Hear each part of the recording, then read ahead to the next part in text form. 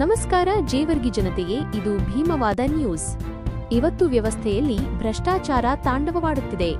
ಅಧಿಕಾರಿಗಳು ಮತ್ತು ಭ್ರಷ್ಟರು ಜನಸಾಮಾನ್ಯರ ಧ್ವನಿಯನ್ನು ಅಡಗಿಸಲು ಪ್ರಯತ್ನಿಸುತ್ತಿದ್ದಾರೆ.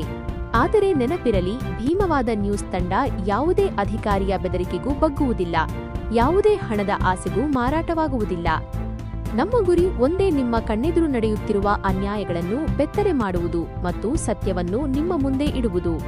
ಜೇವರ್ಗಿಯ ಸರ್ಕಾರಿ ಆಸ್ಪತ್ರೆಯಲ್ಲಿ ನಡೆಯುತ್ತಿರುವ ಅವ್ಯವಸ್ಥೆ ಮತ್ತು ಅಲ್ಲಿನ ನೌಕರರ ದರ್ಪವನ್ನು ಬಯಲು ಮಾಡಲು ನಾವು ಈಗ ಸಂಪೂರ್ಣ ಸಿದ್ಧರಾಗಿದ್ದೇವೆ. ನಮಗೆ ನಿಮ್ಮ ಬೆಂಬಲ ಬೇಕು. ನಾವಿಲ್ಲಿ ಹೋರಾಡುತ್ತಿರುವುದು ನಮಗಾಗಿ ಅಲ್ಲ, ನಿಮಗಾಗಿ.